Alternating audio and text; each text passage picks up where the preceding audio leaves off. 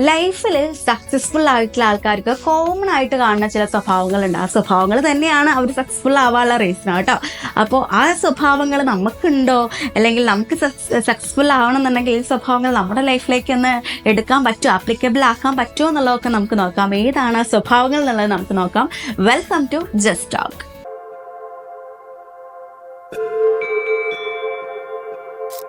ലൈഫിൽ സക്സസ്ഫുൾ ആയവർ എപ്പോഴും സെൽഫ് ഇൻവെസ്റ്റ്മെന്റിന് ഇമ്പോർട്ടൻസ് കൊടുക്കുന്നവരായിരിക്കും കേട്ടോ.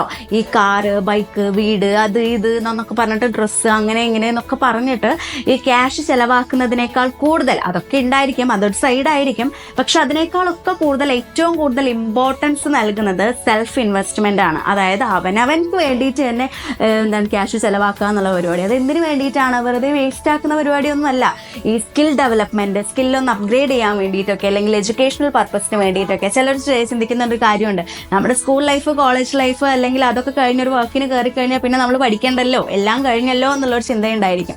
പക്ഷേ എപ്പോഴും കുറച്ച് ഉന്നതിയിൽ നിൽക്കുന്ന, അല്ലെങ്കിൽ എല്ലാം കൊണ്ടും നമ്മളൊന്ന് സെറ്റായി, അല്ലെങ്കിൽ അത്യാവശ്യം ഇൻകം ഏൺ ചെയ്യുന്നവരാണെന്നുണ്ടെങ്കിൽ, വിജയിക്കുന്നവരാണെന്നുണ്ടെങ്കിൽ അവർ ചെയ്യുന്ന ഒരു കാര്യം എപ്പോഴും അപ്ഗ്രേഡ് ചെയ്തുകൊണ്ടേയിരിക്കും. ചില ഓഫീസിലൊക്കെ വർക്ക് ചെയ്യുന്നവർക്കാണെന്നുണ്ടെങ്കിൽ ശ്രദ്ധിച്ചാൽ അറിയുന്നുണ്ടായിരിക്കും. ചില ഇപ്പോഴത്തെ ട്രെൻഡിങ് ആയിട്ടുള്ള കുറേ സോഷ്യൽ മീഡിയ കാര്യങ്ങൾ വരെ നമ്മുടെ മാനേജർ ചിലപ്പോൾ നമ്മളെക്കാൾ ഏജ് ഉള്ളവരായിരിക്കും. നമ്മൾ വിചാരിക്കും അവർക്ക് ഇതൊന്നും അറിയുന്നുണ്ടായിരിക്കില്ല എന്ന്. പക്ഷെ അവർ നമുക്ക് പറഞ്ഞു തരുന്ന കുറേ കാര്യങ്ങളുണ്ട്. ചില വർക്ക് സ്പേസിലൊക്കെ ഞാൻ കണ്ടിട്ടുണ്ട് അങ്ങനെ. അപ്പോൾ നമ്മൾ ചിന്തിക്കും, ഇതെങ്ങനെ അവർക്ക് അറിയുന്നുണ്ടായിരിക്കും, ഇതൊക്കെ അവർക്ക് അറിയുമോ എന്നൊക്കെ ചിന്തിക്കും. കാരണം അവർ ആ പോസ്റ്റിൽ നമ്മളെക്കാൾ ഉയർന്ന പോസ്റ്റിൽ അവർ ഇരിക്കുന്നുണ്ടെങ്കിൽ അവർ ഈ കാര്യങ്ങളൊക്കെ അറിഞ്ഞല്ലേ മതിയാവുള്ളൂ. അവർ നമ്മളെ ഗൈഡ് ചെയ്യണമെന്നുണ്ടെങ്കിൽ അവർക്ക് എല്ലാ കാര്യങ്ങളും അറിയണ്ടേ. അപ്പോൾ ചില കോഴ്സുകൾ പഠിക്കാനാണെന്നുണ്ടെങ്കിലോ, ചില സിസ്റ്റം അപ്ഡേഷൻസ് പഠിക്കാനാണെന്നുണ്ടെങ്കിലോ, അങ്ങനത്തെ കുറേ കാര്യങ്ങൾക്ക് വേണ്ടിയിട്ട് അവർ സ്വയം ഇൻവെസ്റ്റ് ചെയ്യുന്നവരായിരിക്കും കേട്ടോ.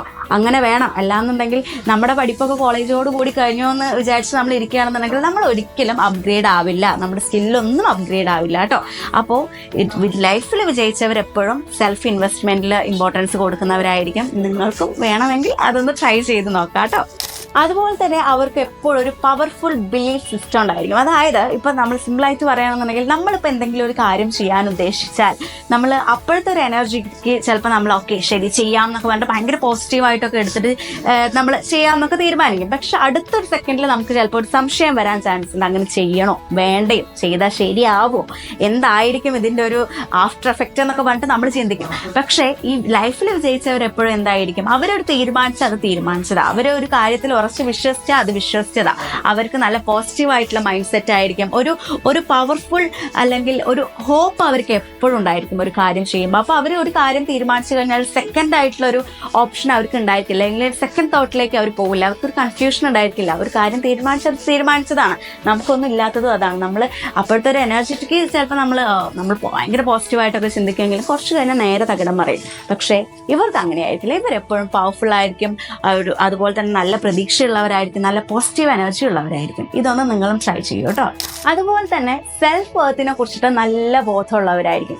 ഈ സെൽഫ് വർത്തിനെ കുറിച്ചിട്ട് ബോധം എന്ന് പറയുമ്പോൾ ഏറ്റവും സിമ്പിളായിട്ട് പറയുകയാണെന്നുണ്ടെങ്കിൽ, ചിലർക്ക് അവർ ചെയ്യുന്ന പ്രൊഡക്ട്സോ, അല്ലെങ്കിൽ അവർ പ്രൊഡക്ട്സ് സെല് ചെയ്യോ, അല്ലെങ്കിൽ അവർ കൊടുക്കുന്ന സർവീസോ, അതിനനുസരിച്ചിട്ട് അവർക്ക് മറ്റുള്ളവരുടെ അടുത്ത്, നമ്മുടെ ക്ലയൻസിൻ്റെ അടുത്ത് ക്യാഷ് ചോദിച്ചു മേടിക്കാനോ അല്ലാന്നുണ്ടെങ്കിൽ സംസാരിക്കാനോ ഒക്കെ ഒരു ചമ്മലുണ്ടായിരിക്കും. മീൻസ് എങ്ങനെയാണ് ഞാനത് പറയുക, അത്രയും ക്യാഷ് നമുക്ക് മേടിക്കണോ, അപ്പോൾ അവരിപ്പോൾ നമ്മളിപ്പോൾ അത്രയും ക്യാഷ് ചോദിച്ചു മേടിക്കുമ്പോൾ അവർക്ക് പിന്നെ ഇനിയിപ്പോൾ എന്താ തോന്നുക, നമ്മളിപ്പോൾ വലിയ ആളായെന്നുള്ള ഒരു തോട്ടൊക്കെ അവർക്ക് വരുമോ എന്നുള്ള കൺഫ്യൂഷനൊക്കെ ഉണ്ടായിരിക്കും. അതായത് നമ്മൾ ചെയ്യുന്ന ഒരു സർവീസിന്, അല്ലെങ്കിൽ നമ്മൾ കൊടുക്കുന്ന പ്രൊഡക്റ്റിന് അതിൻ്റെ വാല്യൂ മനസ്സിലാക്കിക്കൊണ്ട്, എത്ര വാല്യൂ മനസ്സിലാക്കിയാലും അതിന് വർത്തായിട്ടുള്ള ഒരു ക്യാഷോ അല്ലെങ്കിൽ എന്താണെന്നുണ്ടെങ്കിൽ അത് ചോദിച്ച് മേടിക്കാനുള്ളൊരു മടി നമുക്കുണ്ടായിരിക്കും, അല്ലേ, ഒരു സെക്കൻഡ് തോട്ട് നമുക്കുണ്ടായിരിക്കും.